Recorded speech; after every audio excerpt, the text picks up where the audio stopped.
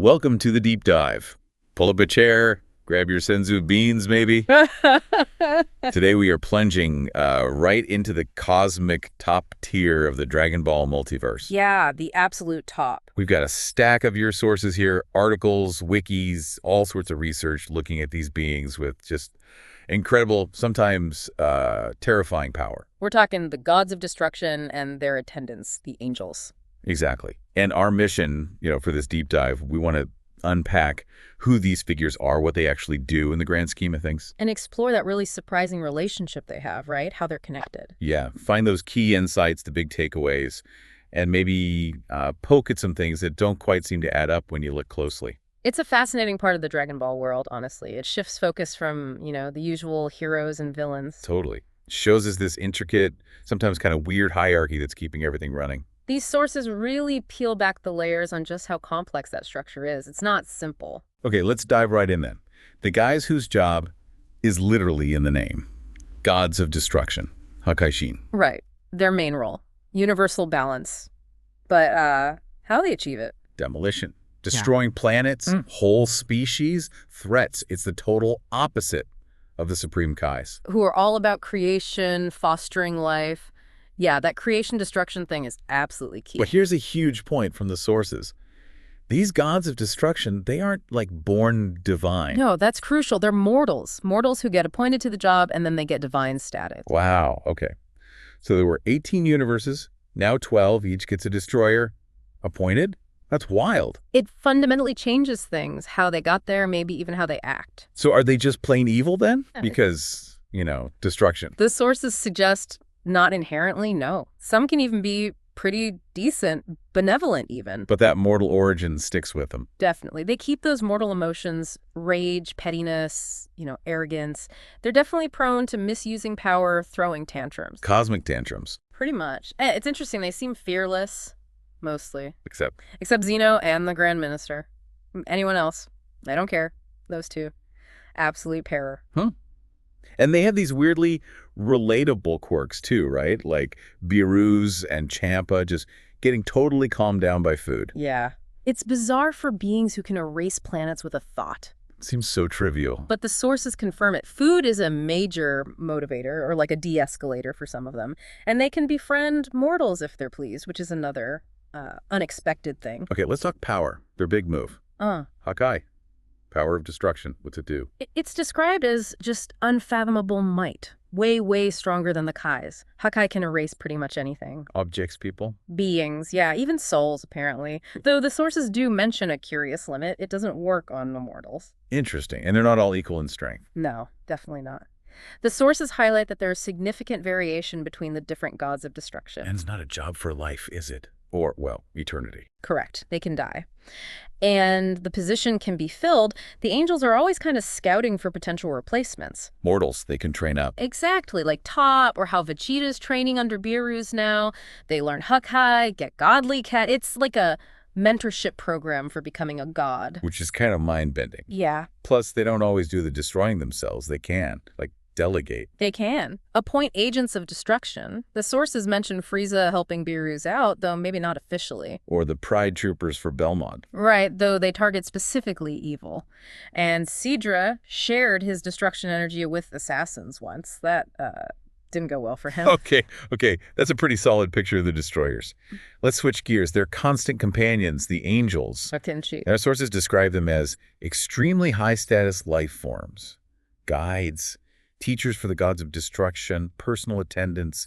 What is the one we know best for Universe 7? But each god has one. And apparently, the Grand Minister, Zeno's advisor, he's the father of all the other known angels. That's what the sources say. It establishes him as this, progenitor figure.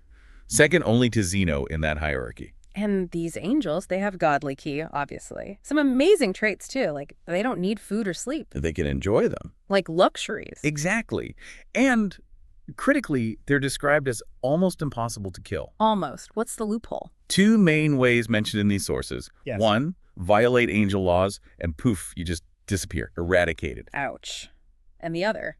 Less clear, but maybe if their god of destruction issues a command that somehow bypasses the laws, like Whis using his time rewind under Beerus' orders wasn't a violation because Beerus commanded it. It's a bit murky. And their personalities. The sources often paint them as kind of detached, right? Yeah. Generally remorseless and indifferent, bound by neutrality laws. This is where it gets really interesting, I think. The sources emphasize neutrality. They aren't supposed to interfere, can't even ask for help for their universe no matter what. Like watching the Tournament of Power, potentially seeing Universe 7 erased, and just being calm. It's exactly stark example. But the sources also give us moments that contradict that pure indifference. Oh, like what? Well, angels like Kusu, Vados, even Whis sometimes, they've shown sadness or care or frustration, little glimpses. So the insight isn't just that they are indifferent, but maybe that neutrality is a rule they have to follow, not how they always feel. That seems to be the deeper takeaway, yeah. They can feel, they might care, but their cosmic job description says, stay neutral, observe. And Maris is the big example of breaking that. Prime example, develop a sense of justice, intervene to fight Moro. The sources say fighting for good violates angel law, eradication penalty. Did he get eradicated? Not quite. He was reverted to mortality, maybe because he held back his full angel power. It shows the rules are strict, but maybe there are nuances or loopholes. Let's talk power again. Angels are even stronger than the gods of destruction. Significantly stronger, according to the sources. And here's the mind blower. They are always in perfected ultra instinct. Always. Like just naturally. Yep. Their natural state. Think how hard Goku struggles just for the sign version. Angels just are in the mastered state constantly. Effortless dodging, instinctual reaction. Okay, that's wow. Ew. What other cool powers did the sources mention? A whole bunch of mystical stuff. Warp for travel, temporal do-over to rewind time a bit, divination to see things across space and time. Healing. Resurrection. Yep, healing. Resurrection too, though apparently not for people killed by demons, which is a weird specific exception. Magic materialization, creating stuff, space-time manipulation, usually using that angel attendant staff they carry. So their main function then is basically keeping the goddies on track. Pretty much. Train them, guide them, stop them from accidentally blowing up the universe when they get mad. Supervise. Like when Whis and Vados stopped Beerus and Chappa from wrecking everything over their sibling fight. Exactly. They make sure the god does their job maintaining balance without, unbalancing everything by mistake. And here's another layer the sources mention. Angels are technically lorded over by supreme Kais as well as their gods, despite being stronger. Yeah, that adds another twist to the hierarchy, doesn't it? Power isn't the only factor in who answers to whom. Okay. Now, this is where my brain starts to hurt a little. The divine links, the life link. Yeah, yes, the big one. Between gods of destruction and supreme Kais. Sources are clear. All supreme Kais in a universe die. The god dies too. God dies. All supreme Kais die with them. It's this absolute intertwined fate. Connects creation and destruction directly. Vital interdependence. But here's the puzzle the sources flag immediately. How does this work for goddesses who are appointed mortals? You nailed it. That's the major point of confusion. The link is real. We saw future Shin's death kill future Beerus. We saw Zamasu killing Kais wipe out gods. The effect is confirmed. But the logic? How does a naturally born divine Kai get life-linked to some guy who used to be, I don't know, a really strong space warrior before getting the job? The sources just don't explain the mechanism for that. How the link forms or applies to appointed mortals isn't covered. It just is. Right. Now, layer the angel-god relationship on top. Sources make it super clear. A goddess is basically useless without their angel. Absolutely non-functional. The angel wakes them up from those super long naps. Centuries long. Right. They train them, stop them going overboard, sometimes even revive them. Essential support, essential oversight. And the angel's fate is tied to the god too, but differently. Yeah. If the god dies, the angel doesn't die. They just become dormant, inactive, until a new god shows up for that universe. So it's way more than just master and attendant. It's this really deep kind of codependent thing. Built on necessity and control, yeah. The angels are less like staff and more like cosmic guides, overseers, maybe even like babysitters for beings with ultimate destructive power. Babysitters might be a bit simple, but the core idea feels right based on the sources. They're the essential layer of guidance and control on that raw, volatile power, making sure the gods stick to the plan from higher up. And speaking of higher-ups, above them are the Grand Priests, Daddy Angel, and Zeno, the Ami King. Right. That top level really underscores that power in Dragon Ball isn't just raw strength. It's purpose, balance, ultimate authority. And the god's terror of Zeno proves that. Remember Beerus falling asleep during Zeno's hide-and-seek game? The panic. That tells you everything about the real pecking order. Absolute fear. Okay. So we've mapped out the roles, complex relationships, but now the stuff the sources point out that just feels weird, the contradictions, the puzzles. Head scratchers, yeah. Let's get into those. Let's start with Beerus himself. Physique. Sources point this out. He's super skinny. Like it's thin. But he eats constantly, huge amounts. And he's insanely powerful. How does that work? It's a visual thing in Dragon Ball sometimes. Build doesn't equal power, but it's so extreme with Beerus. Planet-sized meals, god-level power, zero body fat. The sources don't give an in-universe reason for that metabolism. Then the sleeping. Centuries. Sources say he sleeps for centuries without eating food, water, bathroom breaks. How? Physically, it's baffling, divine or not. But the bigger puzzle the sources raise. He slept through the Buu saga, which put Shin, the Supreme Kai, in danger, which should have triggered the life link. Exactly. It should have woken him up instantly or maybe even killed him if Shin died, and worse. He fell asleep during Zeno's game, the one being he's terrified of. The sources explicitly say that. It apparently canceled the game. It just defies his established characterization and fear. Makes you wonder if sleep is even the right term or if it's just an inconsistency. What about the dinosaurs? Sources mention Beerus destroyed the dinosaurs on Earth just because they were rude. Yeah. But why just the dinosaurs? Usually he'd just erase the whole planet for less. Seems weirdly specific almost. Restrained. It is unusually restrained for him, yeah. Compared to his usual annoy, destroy planet default. Why just them? A whim? A weird moment of mercy. The sources just noted as odd. And this one gets me every time. Food poisoning. Oh yeah, the reality machine incident. Sources say he got severe food poisoning from a tiny bit of contamination.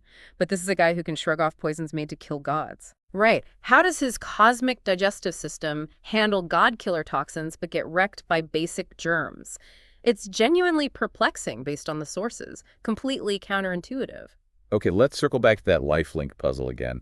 The appointed mortal thing. How does Beerus, born mortal, share a life or death link with Shin, born divine? Exactly. The sources confirm the link works that way. Kill the Kai, kill the god, vice versa. But the how or why it applies to someone who wasn't born a god remains a huge unexplained element in the sources. The mechanism isn't there. It feels like a rule just slapped on without explaining the foundation. And Beerus' strength relative to other gods. Sources imply he's one of the stronger ones, right? Held his own in that exhibition match. Yep. Seems pretty high tier among them. But Universe 7 has one of the lowest mortal levels because he's lazy, sleeps all the time. Shouldn't a good, active god overseeing a thriving universe be stronger? Logically, you'd think so, wouldn't you? It's another striking contradiction the sources bring up. His power seems kind of disconnected from his job performance and his universe's status. Okay, last big one. Ultra instinct. Ah, yes. Angels are always in the perfected state. It's natural for them. Beerus has existed for millions of years, eons. And he's supposedly always in an instinctual state when awake. But he hasn't mastered it, not like Goku has in just a few years. Right. The sources suggest his emotions get in the way. But after millions of years, it feels like a massive discrepancy compared to the angels and even Goku's rapid progress. That's probably one of the most debated points from the sources, yeah. Why can't Beerus nail it? Especially when it seems like the default for his own appendant. It really challenges the idea that just time and power guarantee mastery of any technique. So wrapping this deep dive up then, yeah, we've seen these gods of destruction wielding just terrifying reality-bending power. But they're not unchecked. Not at all. They're fundamentally guided, managed, sometimes seriously reined in by the angels, who are serene on the surface, but incredibly powerful and seem to know everything. And their relationship, tied up with that crucial life link to the Supreme Kais, it forms this cornerstone of the divine structure. It's a complex mix. Raw power, necessary control, and this vital interdependence. It's a really delicate cosmic balance, isn't it? Full of clarity in some ways, but also these strange contradictions and puzzles the sources reveal. So what does this whole intricate structure with all its apparent paradoxes ultimately tell us about power and existence in the Dragon Ball multiverse? That's the big question, right? Is ultimate power ever truly supreme? Or is it always bound, always balanced, sometimes even limited by other forces? Whether that's creation or watchful guides or just someone even higher up like Zeno. And what happens if that intricate, sometimes kind of illogical balance gets fundamentally broken? Leaves you with a lot to chew on about the rules of this universe.